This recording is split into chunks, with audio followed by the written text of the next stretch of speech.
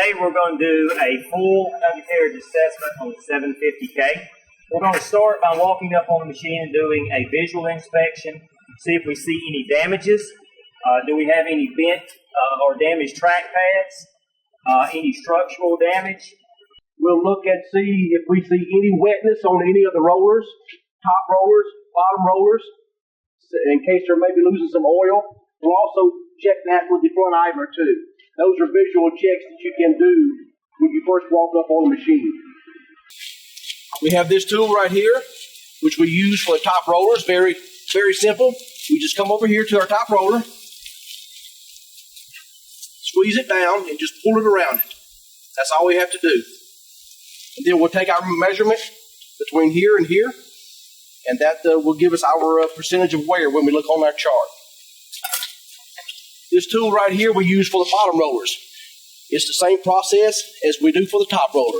We'll just come down here to the bottom rollers, and we take this, and we go inside the flange here on the bottom roller, and we go up through here, and we get it to where it just does touch as we slide past where the rail rides on the bottom roller. Then, of course, we'll take that measurement, and we'll find out what our wear percentage is. All right, when we're measuring the shoes, I like to find an area where the shoes are nice and level across 2 or 3 shoes so that I get a good measurement. Just lay the tool down. With your depth gauge, touch the shoe, tighten it up, and here you've got your measurement that you can read. Okay.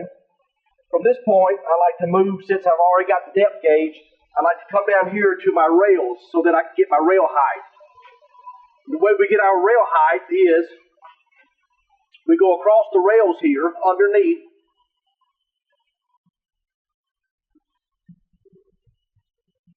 We put our marker across the rails and bring our depth gauge up and touch the bottom of the shoe. And what that does is gives us a measurement on the height of these rails right here, which will give us a percentage worn here. Okay. From this point, since I'm down here, I like to take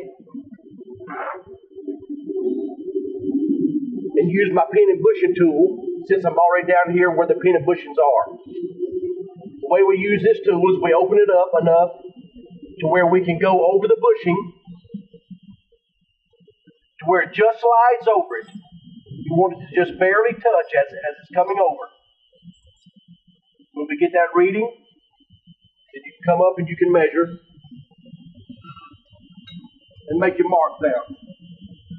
From this point is when we'll move over and swap this depth gauge out for our smaller one for reading the idler. Lay our ruler across the idler, get our depth gauge down to the idler, to that outer flange where the rail rides. You tighten that up, and then you can take your measurement here.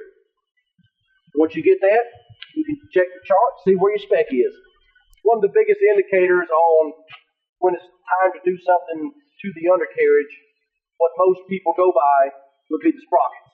As you can see here, these sprockets are worn down and they're sharp on the edges. That's a very good indication that it's time now to either, number one, if the pins and bushings haven't been turned, it's time to turn them. Replace those sprockets, and you should be ready to go again and run the life of the undercarriage out. You know, a quick reference of do you know how you know if your tracks are too loose? Well, one, you can visually see this track is loose. A good rule of thumb is you measure from the back roller to the front roller. You just kind of come in the center, gather that, and measure the distance between that, which is about 3 inches, 3.5 inches.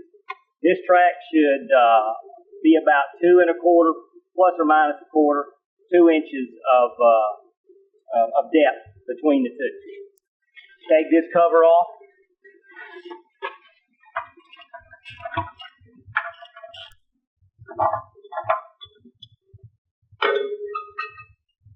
As you can see, there'll be a grease fitting there. You may not be able to see that fitting until you actually clean it off. You just take your finger and just wipe the grease out.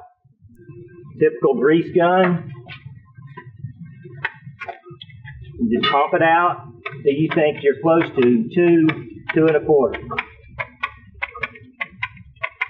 As you can see the track coming up.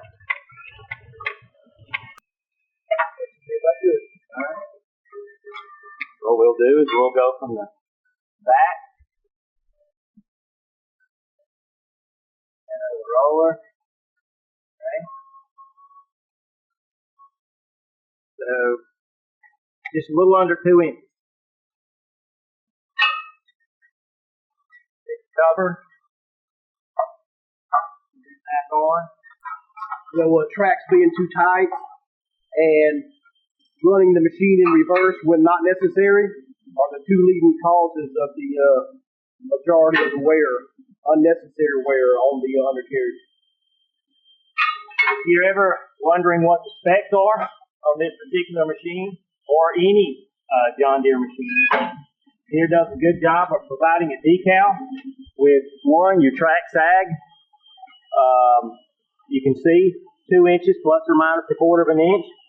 Also, it will tell you fluids, service increments, what to do at certain hours, and all your grease points, as well as a fluid chart to know what type fluid and what grade the machine takes.